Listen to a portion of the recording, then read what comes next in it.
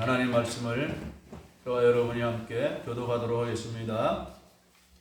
누가복음 5장 1절부터 11절까지의 말씀입니다.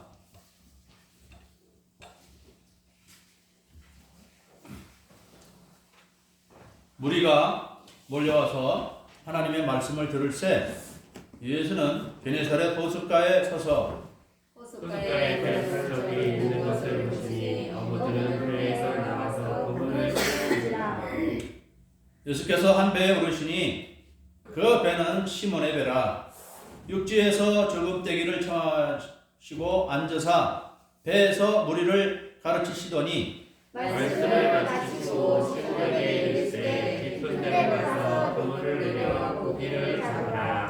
시몬이 대답하여 이르되 선생님 우리들이 밤이 새도록 수고하였으되 잡은 것이 없지만은 말씀에 의지하여 내가 그물을 내리리이다 하고 그렇게 하니 고기를 잡은 것이 심히 많아 그물이 찢어지는지라. 이에 다른 배에 있는 동무들에게 손짓하여 와서 도와달라 하니 그들이 와서 두 배의 체험에 잠기게 되었더라. 시몬 베드로가 이를 보고 예수의 무릎 아래 엎드려 이르되 주여 나를 떠나소서 나는 죄인으로 소이다 하니 이는 자기 및 자기와 함께 있는 모든 사람이 고기 잡힌 것으로 말미암아 놀라고 세베대의 아들로서 시몬의 동역자인 야고보와 요한도 놀랐습니다. 예수께서 시몬에게 이르시되 무서워하지 말라. 이제부로는 내가 사람을 취하리라 하시니 함께 그들이 배들을 육지에 대고 모든 것을 버려두고 예수를 따르니라.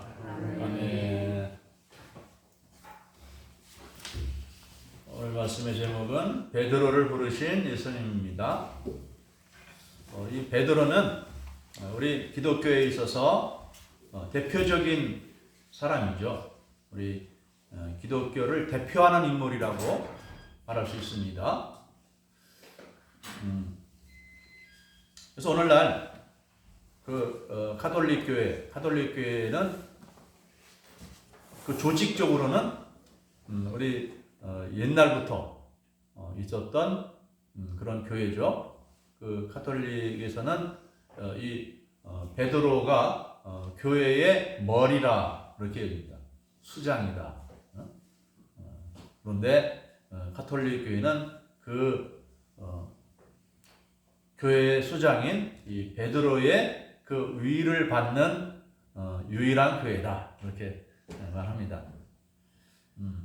그래서 마태복음 16장 16절에서 예수님이 제자들에게 너희는 나를 누구라 하느냐 이렇게 물었을 때에 이 시몬 베드로가 자신 있게 대답을 합니다. 뭐라고 대답을 하셨죠? 주는 그리스도시요 살아계신 하나님의 아들이십니다. 이렇게 고백을 했어요. 그랬더니 예수님이 막 감동을 하셨어요. 왜? 정답을 말했기 때문에 그렇죠. 한 번도 예수님이 그렇게 가르치지도 않았는데 어떻게 알고 주는 그리스도시요 메시아요 구약 성경에서 예언한 그 구원자요 또한 하나님의 아들이십니다. 하나님의 아들이라고 하는 것은 쉽게 말할 수 있는 것이 아니거든요.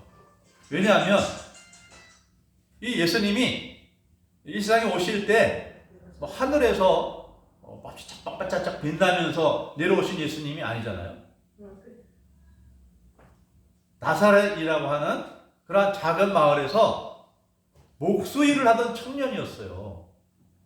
그런데 그런 사람을 가리켜서 하나님의 아들이라고까지 말하니까 그래서 예수님이 말했어요. 이것은 네가 지혜로서 한 것이 아니라 하나님 아버지가 너에게 지혜를 주셨구나, 알게 주셨구나.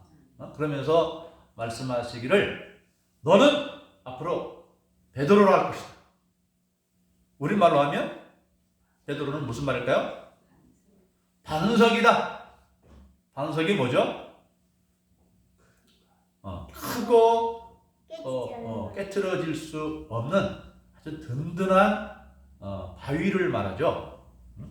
그래서 지진이 일어나도 미사일도 쏴도 깨지지 않을 단단한 반석. 너는 바로 반석이다.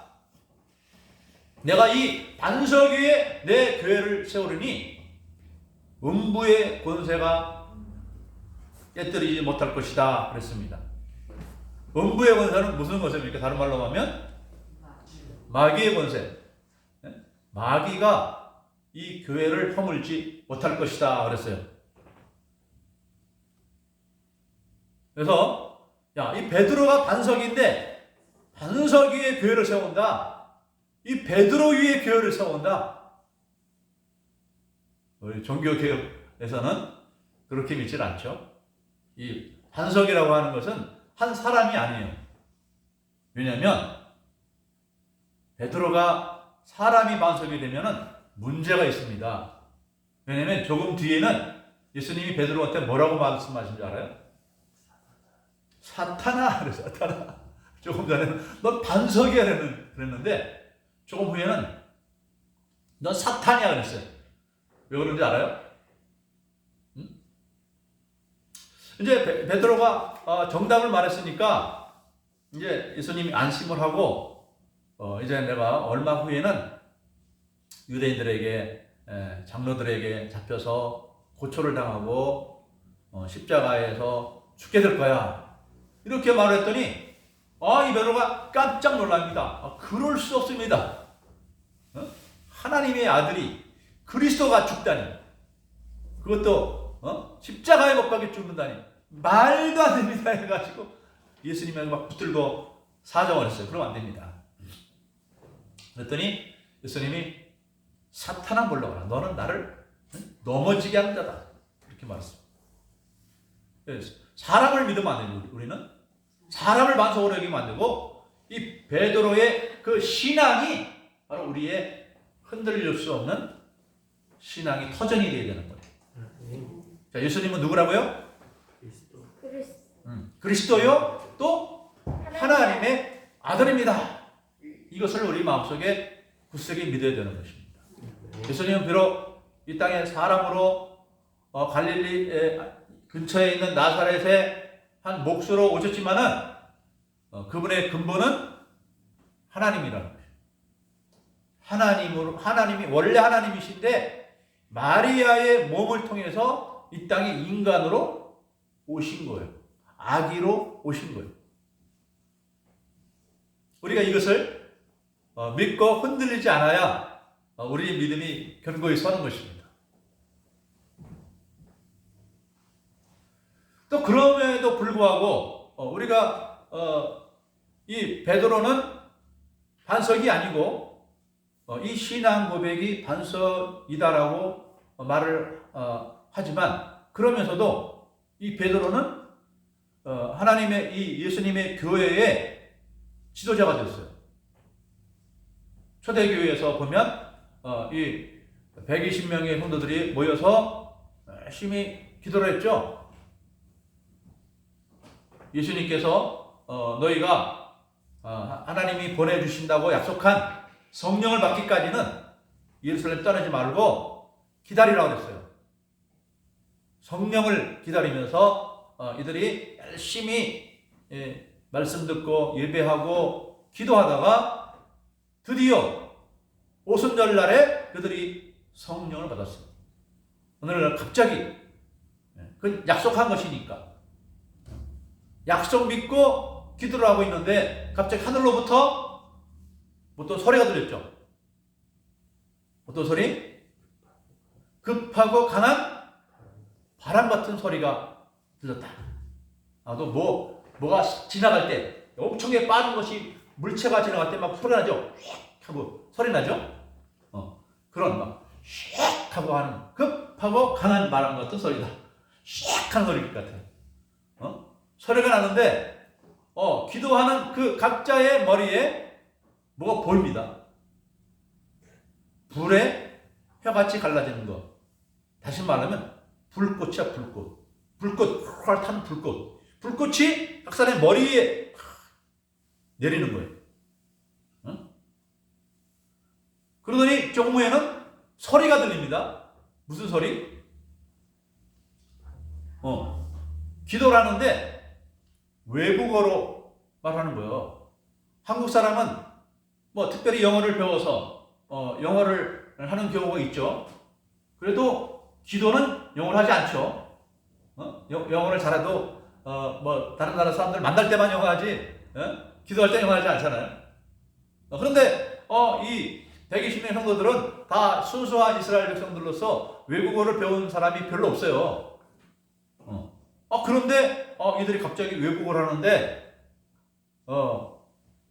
외국에 살다가 온 이스라엘 사람들, 외국에 살다 들어온 사람들, 이 이스라엘 나라는 이 바벨론에 의해서 나라가 멸망할 때부터 뭐 그 전부터는 아수르에게도 북이스라엘이 망했었죠. 그래서 그때부터 이스라엘 백성들이 막 끌려가서 뭐 아수르 제국, 바벨론 제국 막 이런 데 끌려가서 여기저기 흩어져서 살았기 때문에 아주 다른 나라에 살고 있는 유대인들이 굉장히 많이 있습니다. 이 사람들이 명절에 대해서 예루살렘에 모여왔는데 이상한 소리를 들으니 자기들이 태어나서 성장했던 그 나라 말로 자기 귀에 들리는 거예요.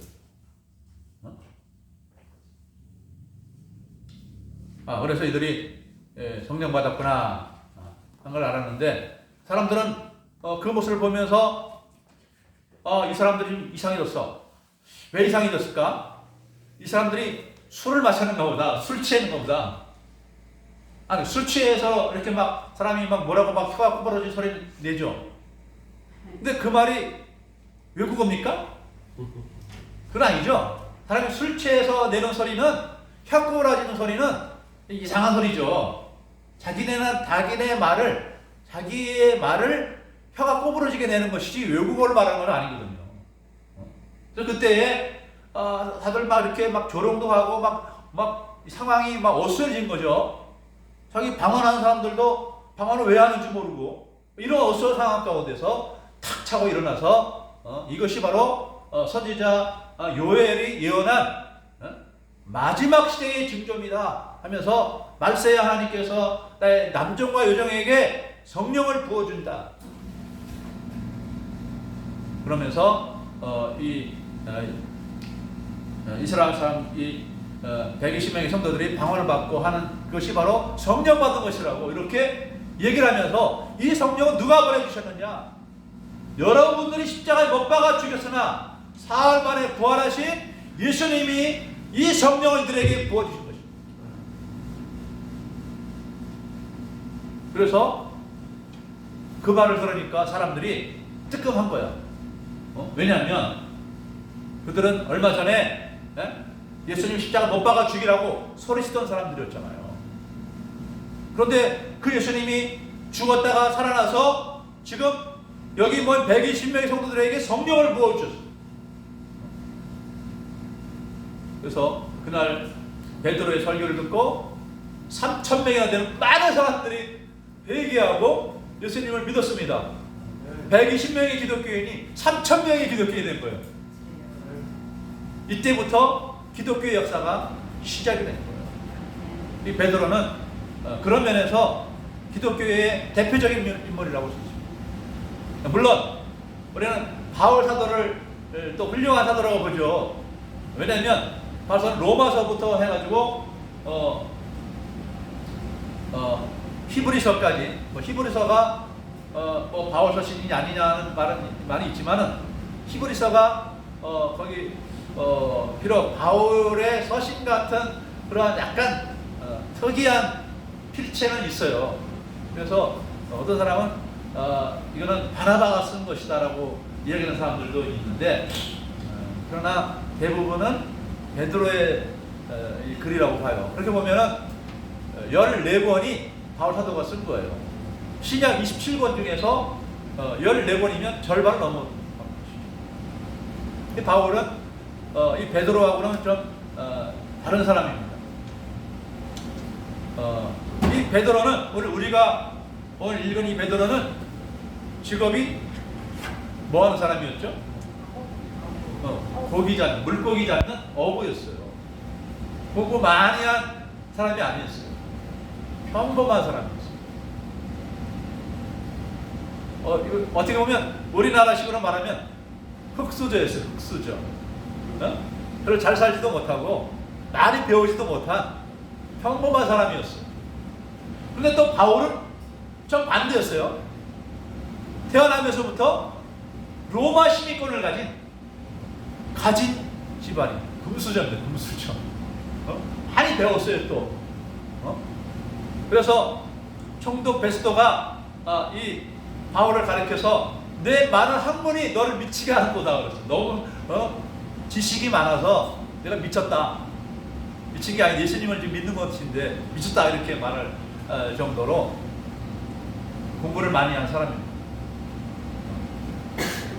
그래서 또 특별히 해외 선교, 이방인 선교를 해서 많은 교회들을 세웠어요.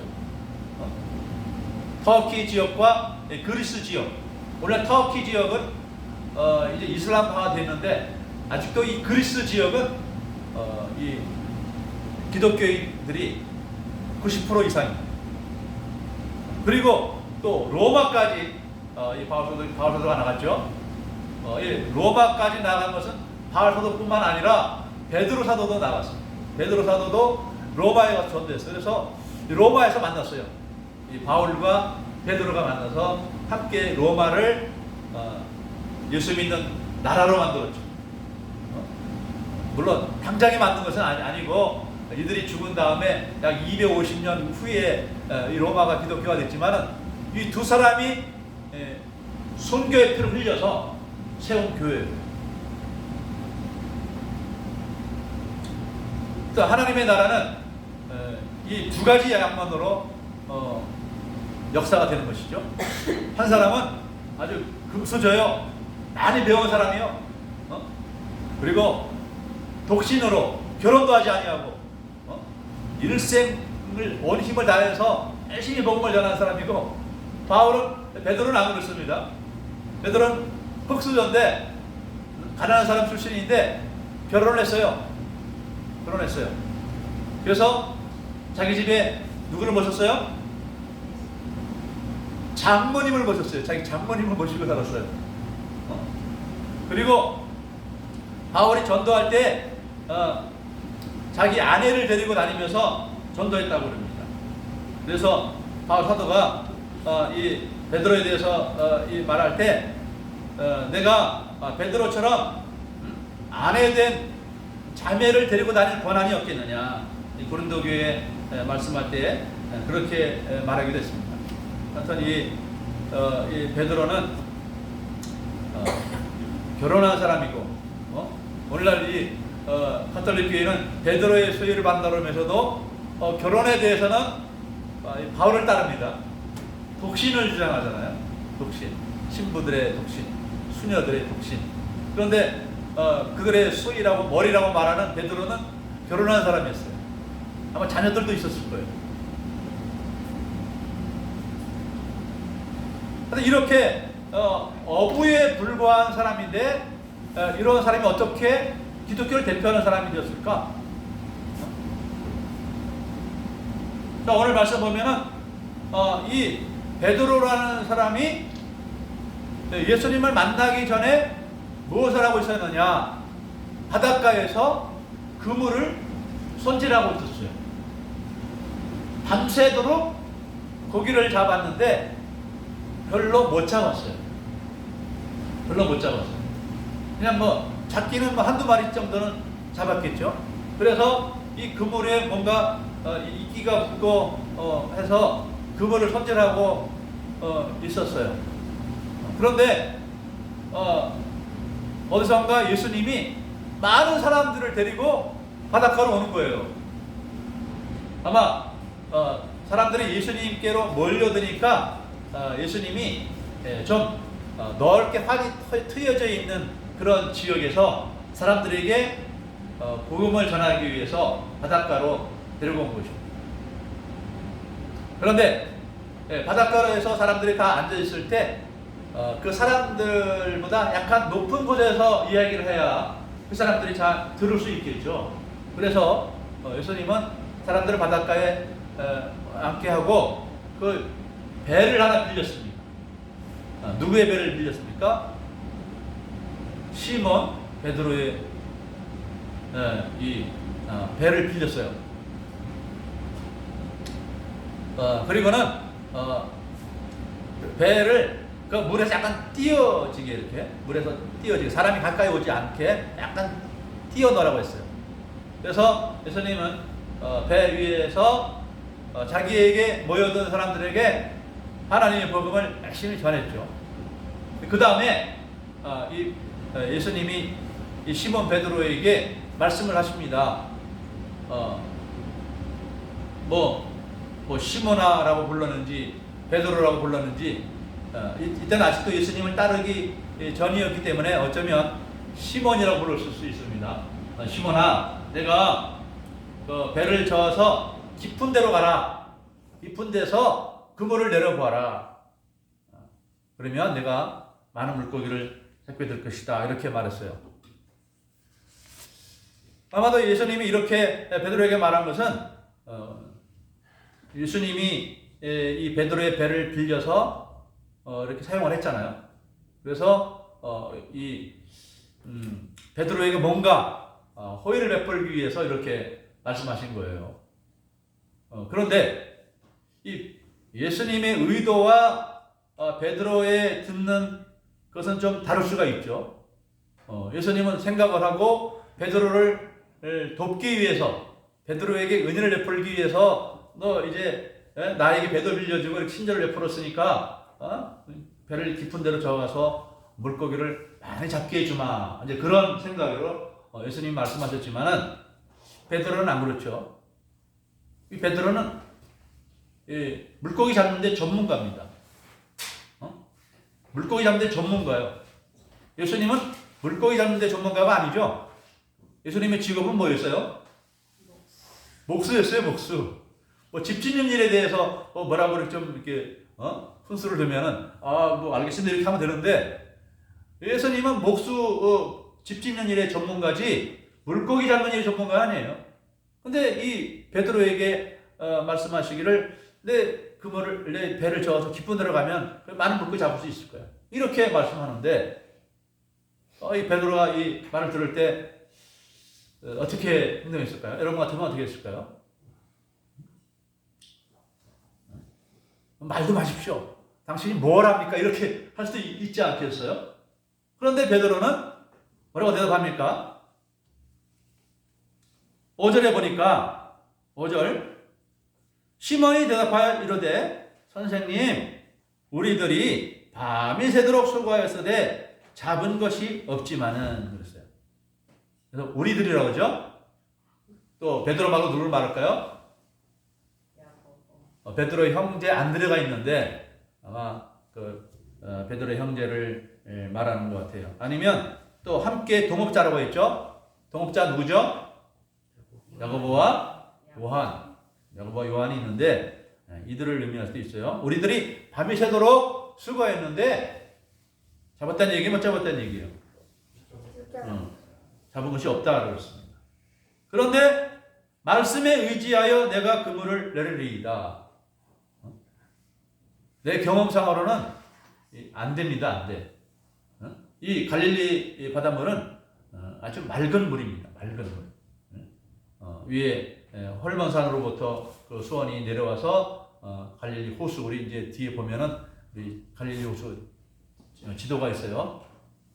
아마 그 호수인데 굉장히 넓어서 바다라고도 합니다. 바다라고 갈릴리 바다라고도 하고 오늘 말씀 보면 긴네렛 호수라고도 합니다. 게네사렛 호수라고도 합니다. 하여튼 거기에서 이 물은 깨끗한 물이기 때문에 이 낮에 배가 이렇게 지나가면 물고기들이 도망가지 가만히 있겠습니까? 우리 잡아 가시오 하고 모여들겠습니까? 그래서 낮에는 고기를 잡지 않습니다. 밤에 잡아요. 밤에 막 불을 켜고 이제 불빛이 뭐 오면 이렇게 이제 그걸 이용해서 잡았던 것 같아요.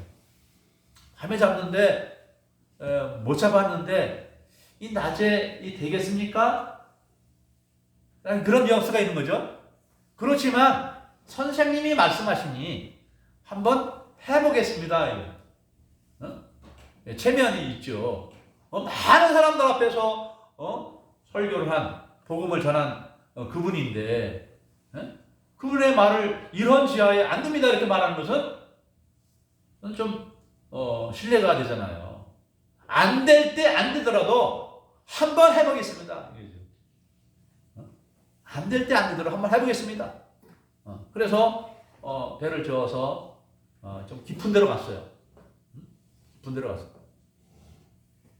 이 해가 뜨면은 물고기들은 깊은 데보다 낮은 데로 와서 이렇게 있을 경우가 많은데, 하여튼 깊은 데로 가서 그물을 내렸는데 안 당겨지는 거예요. 안 당겨지고 그물이 찢어지려고 그러는 거예요. 엄청난 물고기가 그물에 걸린 거예요. 그래서 아마 이 배에는 안드레가 같이 있었을 거예요. 둘이 같이 올리는데 도저히 둘의 힘으로 올릴 수가 없어. 그래서 동업자를 불렀어요. 누구죠? 야고보와 요한. 둘이 아마 그도 둘이서 한 배를 같이 이제 있었던 것 같아요. 우리 좀 도와달라고. 그래서 그 배가 또 와가지고 그 물고기를 끌어올렸는데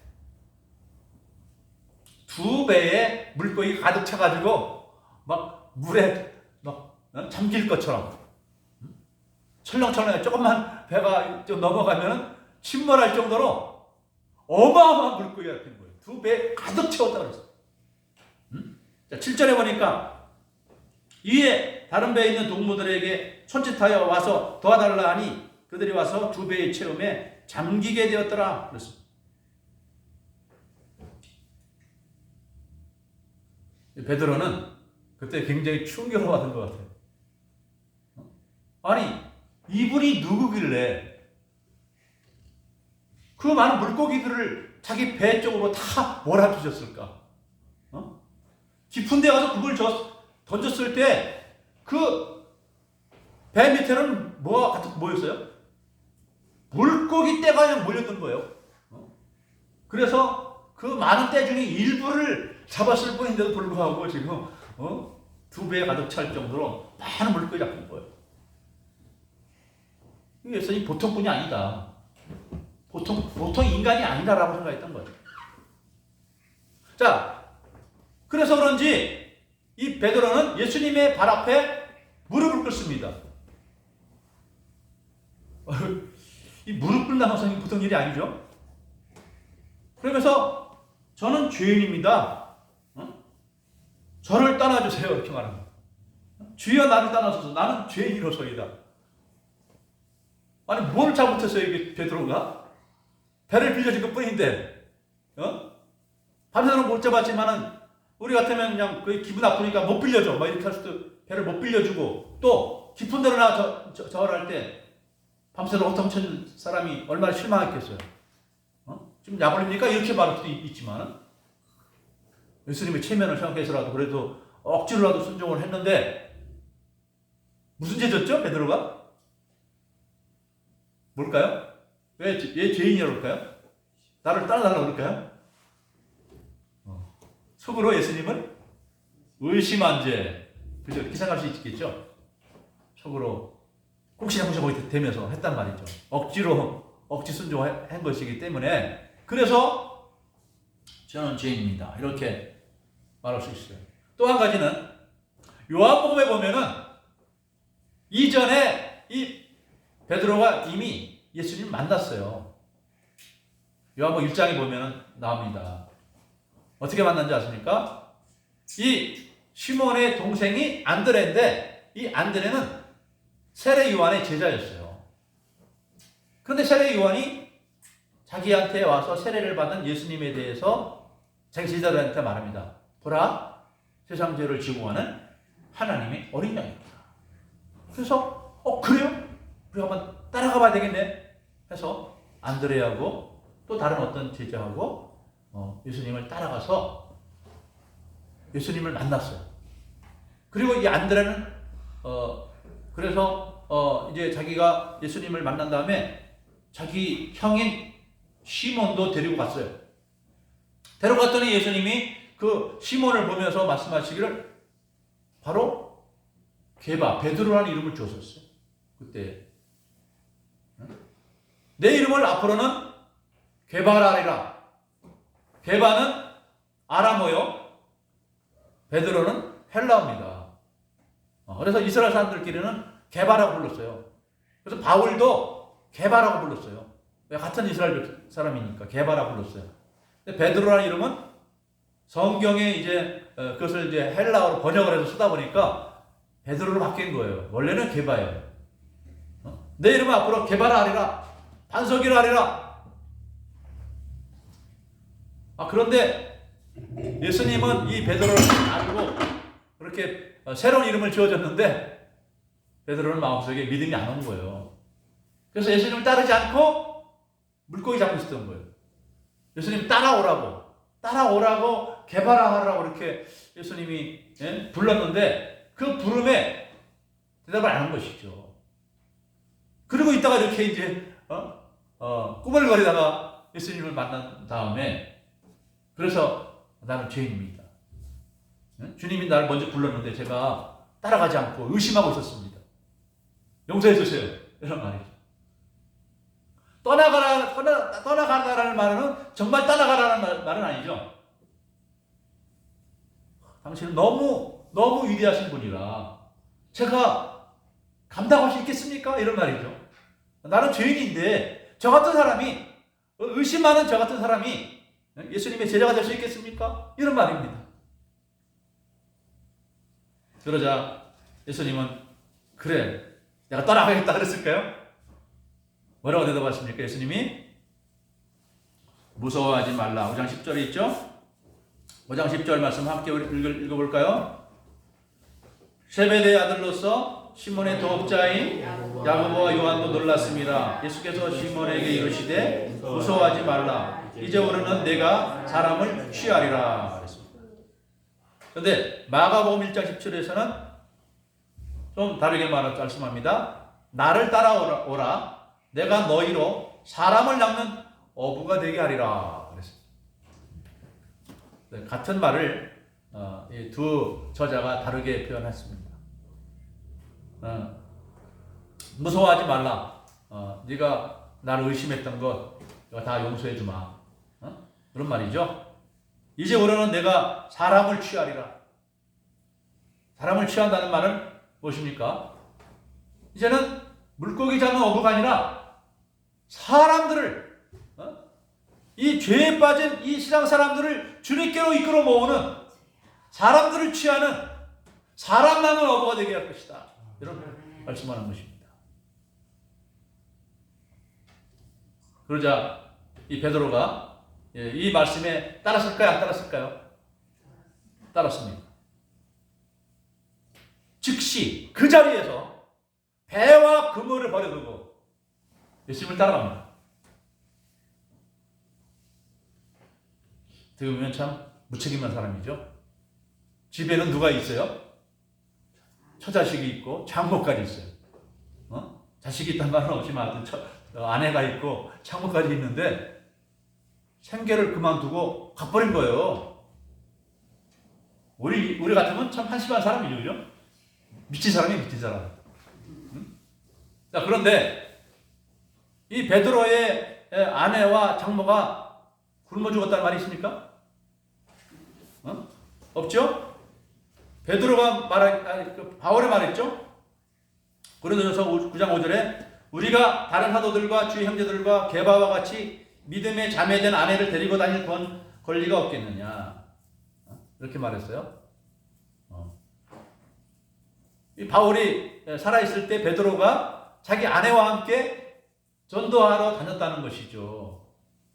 잘 먹고 잘 살았어요. 자, 예수님을 따르니까, 예수님 말씀을 들으니까 하나도 잡지 못하던 물고기를 2배 가득하게 잡을 수 있도록 해주시는 그런 예수님이에요. 억지로 순종했는데도, 마지못해 순종했는데도 순종의 결과는 뭐냐? 엄청난 축복이라는 거예요. 그러니까 이 사실에 근거해서 베드로는 자신 있게 따라간 거예요. 자신 있게. 그랬더니 정말 이 베드로는 엄청난 훌륭한 사람이 된 것이죠. 오늘날 기독교인들 중에서 베드로를 공경하지 않는 사람이 없는 것이죠. 왜? 우리 기독교의 대표자니까. 물론 바울도 훌륭한 대표자지만 바울은 특별한 사도예요. 하늘나라 새 예루살렘 성에 12기초석이 있는데 거기 12사도들의 이름이 있어요. 12사도들의 이름이 있지 바울은 특별한 사도이기 이방인 사도이기 때문에 거기에 없어요. 베드로는 그 12사도들 중에서 제일 가는 사도예요. 제일 가는 사도.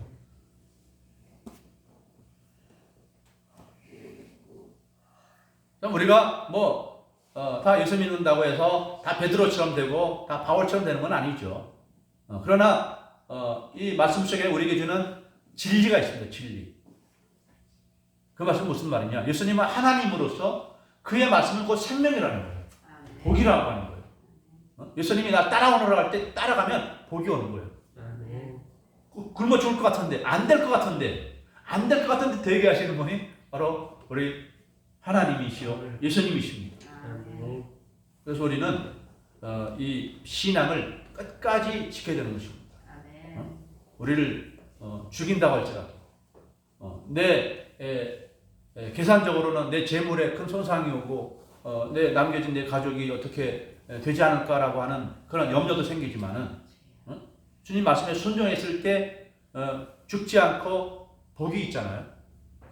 출애굽 이스라엘 백성들에게 이제 광야로 그들을 이끌어 갔을 때에 먹을 것이 없었지만은 하나님이 만나와 메추라기 주셨잖아요.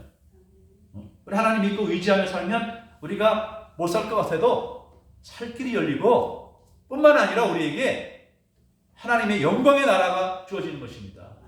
이 세상에 아무리 부자로 살아도 그것이 곧 성공은 아니잖아요. 부자로 살고 권력을 가지고 살았어도 불행스럽게 죽은 사람들이 있잖아요. 부자임에도 불구하고 높은 빌딩에서 스스로 떨어져 죽은 사람도 있고 권력자임에도 불구하고 그렇게 죽은 사람들이 있잖아요. 세상의 부귀와 권력이 곧 행복이 아니고 성공이 아니에요. 예수님 믿고 따라가는 것이, 그래서 하나님 나라에서 칭송받는 것이, 그것이 최고의 영광이요 행복이요 성공인 것입니다. 여러분은 용기 있게 바울처럼 결단하시고 주님을 따르고 주님께 충성하며 또 주님 말씀처럼 원수까지라도 사랑하며 복음을 전하며 살아가는 여러분 되시기를 주님의 이름으로 축복합니다. 기도하겠습니다. 사랑의 하나님, 하나님이 우리 아담에게 선악과를 주시며 먹지 않으면 생명나무를 먹으면 영생한다고 말씀해 하셨는데 그 말씀을 믿지 않아서 순종하지 않아서 죄를 범하고 우리 인류에게 죄라고 하는 고통스러운 것을 안겨주었습니다. 그러나 예수님이 오셔서 나를 믿으라, 나를 따르라, 내 말에 순종하라고 말씀하셨을 때 그 예수님을 믿고 따르면 영생을 얻고 우리가 살아갈 동안에도 하나님의 특별한 보호하심이 있고 또한 하늘나라의 영원한 삶이 상급이 우리에게 주어지면서 인하여 감사와 영광을 돌립니다.